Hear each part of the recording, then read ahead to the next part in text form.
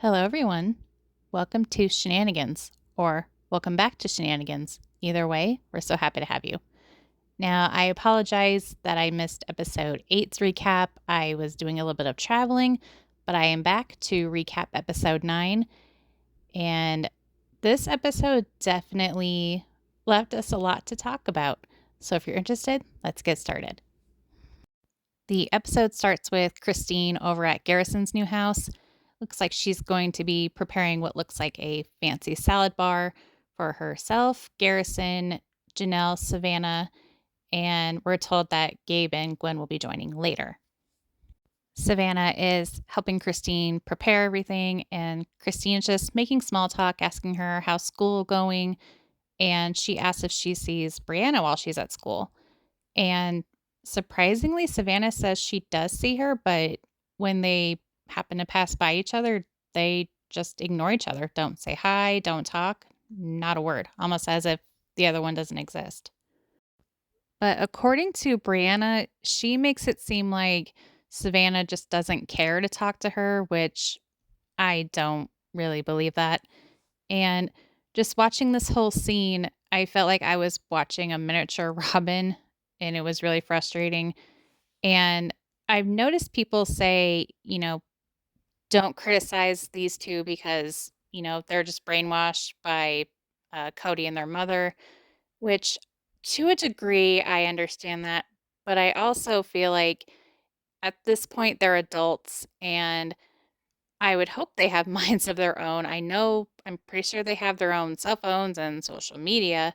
So I'm not sure why they haven't tried to reach out on their own as opposed to just, listening to their mom when she says, oh, they don't want to try with us. They don't want to be part of our family.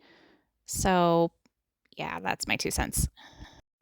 Savannah tells Christine that she was able to hang out with her dad for a little bit, but also said that she really doesn't notice when he's there or not because he's been absent for so long. And you can tell that really broke Christine's heart because she says, you realize how broken things are when you hear that from a kid. Next, we see Meri up at her B&B in Utah with her friend Jen and Jen's husband, and they're helping her set up what she calls a carriage house so that she can move her clothing business full time into that. Meri mentions how she's currently living a very independent lifestyle, and Cody has not been around to help her for a very long time, but she still considers herself married to him on the spiritual level. Oh, Meri. And the topic of having a favorite wife comes up, and Meri says when you have a favorite wife, it just doesn't work. And of course, Cody says if a husband has a favorite wife, it all has to do with loyalty. As if that's the only reason that Robyn is his favorite, but okay, dude. Next, we're back at Garrison's house, and Gabe shows up for dinner. And when asked where Truly is, Christine says that she would be staying with Cody, so that way these older kids can speak freely about everything that's going on. She tells us that as of now, Truly thinks that she has a great relationship with Cody, but by taking her away to Utah, she felt she was preserving their relationship, meaning while she's there in Flagstaff, the relationship is great. Then she picks it back up and moves it to Utah and then brings it right back the way it was and preserved when she goes back to see Cody. But Cody says it's ridiculous and just laughs at the whole idea. Janelle asks the boys if they've seen or talked to Cody in a while. They both quickly say no. And Gabe points out that he heard Cody say that he's made it a priority to have relationships with only the minor kids. And Janelle says that when her kids were younger, it was almost easier for Cody to be a parent to them because his guidance and opinion mattered to them. And now that they're older and challenge him a little bit, it's harder for him to relate to them and hard for him to feel respected. And Robyn tells us that before COVID and all of the quote hurt feelings, a lot of Cody's relationships with his older kids were really, really good. But then Christine left and all that changed. Damn liar. Cody tells us that he did reach out to Gabe and Garrison before Christmas and after Christmas, but they're blocking him and don't want to talk to him. Raise your hand if you believe that one. Next, Gwen shows up and they are about to enjoy some dessert. Did anyone else crave key lime pie watching this, or was that just me? But anyways, so Christine asked them what happened between them and Cody and what happened between them and Robyn during the Christmas gift exchange. And Gwen says that Robyn just kind of kept insisting that they do the exchange over a Zoom call because Ariella is forgetting who her siblings are.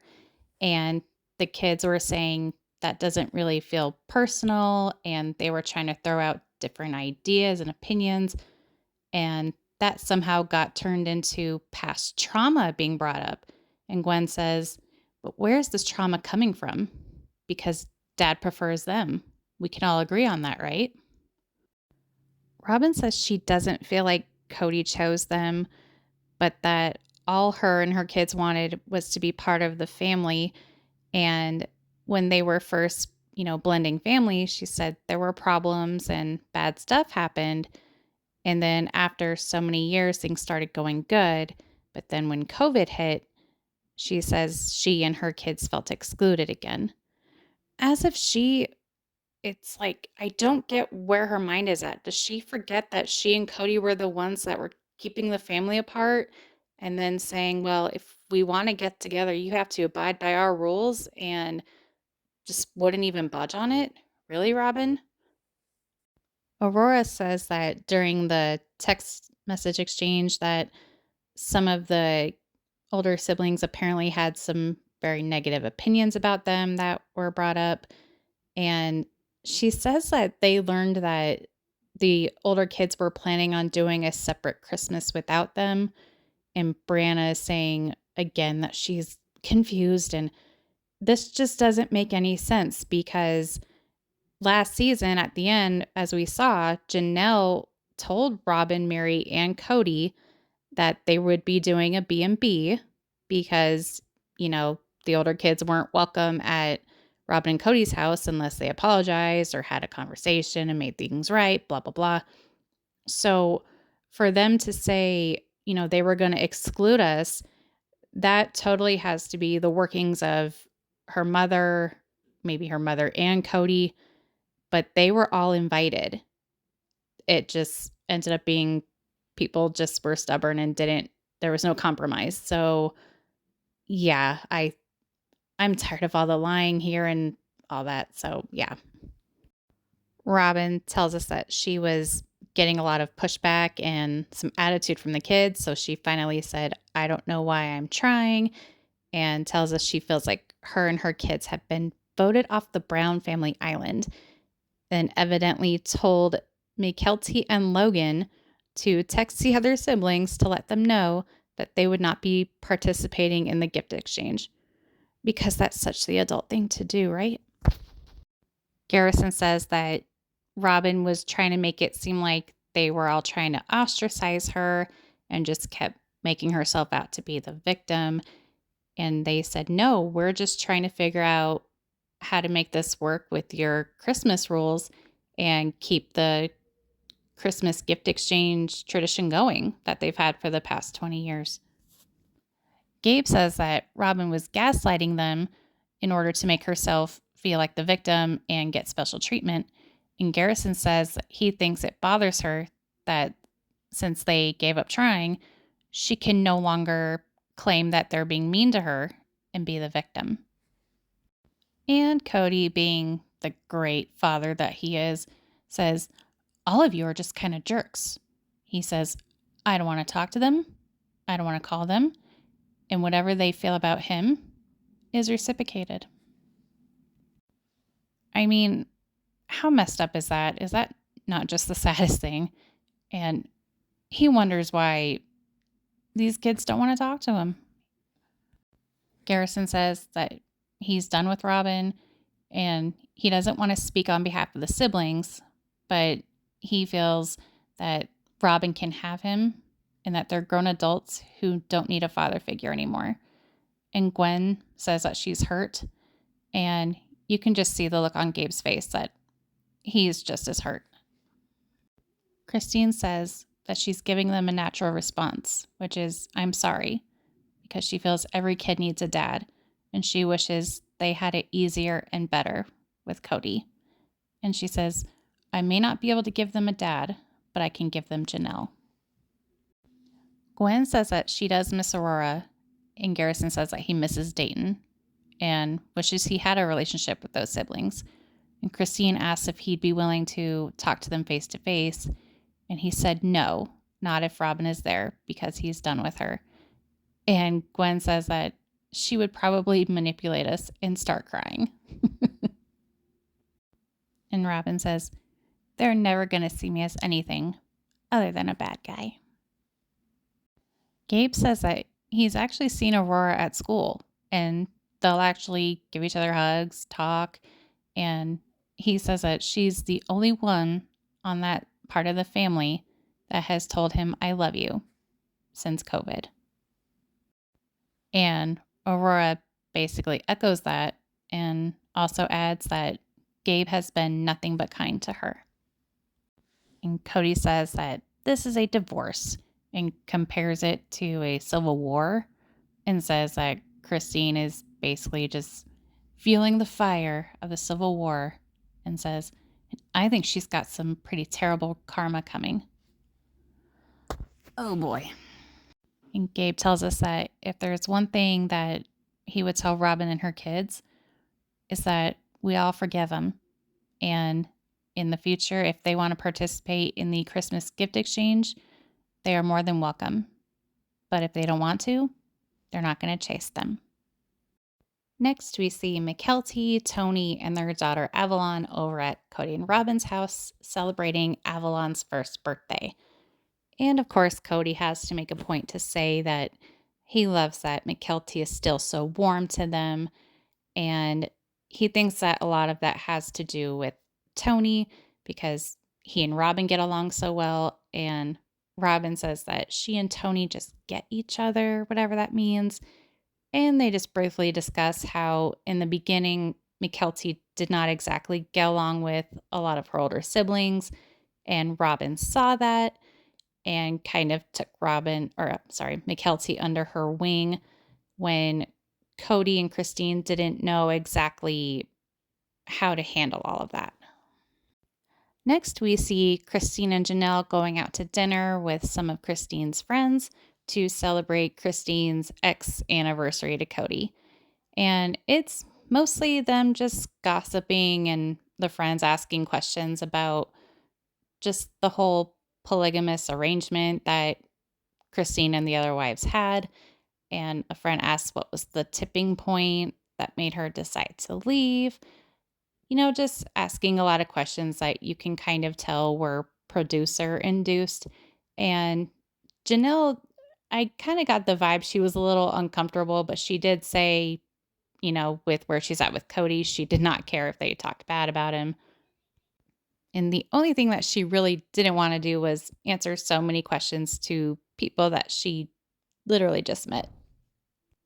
And Christine does say that she feels like if you feel like you're on the verge of a divorce, that she goes, this might be bad advice, but if you're there, just go for it. I recommend divorce. And one thing that was odd was in the middle of her dinner, Cody called and she ignored it.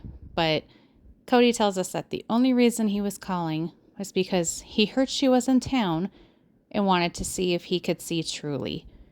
Which, I mean, that may be true, but I have questions because, one, who told him she was in town? And two, was it really just so she would think about him? And Christine tells us that when they first went public, they wanted to show that not all polygamies were about control and suppression. They wanted to show that they had their big happy family. But now she's getting divorced in a family that's broken. But it's okay because they're being vulnerable and it's real. And that concludes the episode. So what did you guys think about everything? What do you think about how Garrison, Gabe, and Gwendolyn feel about the whole situation with Robyn? What did you think about Christine's girls' night out? What did you think about the awful things that Cody said about his kids? Let me know in the comments because I really want to know your guys' thoughts. As always, thank you so much for watching. Please give this video a like, a comment, maybe share it, and please consider subscribing if you haven't already. We go live every Thursday evening. We do game nights. We play random kinds of trivia, maybe even throw in a red carpet roast here and there because we like to have fun around here. And once again, thank you so much for watching. We'll see you on the next one.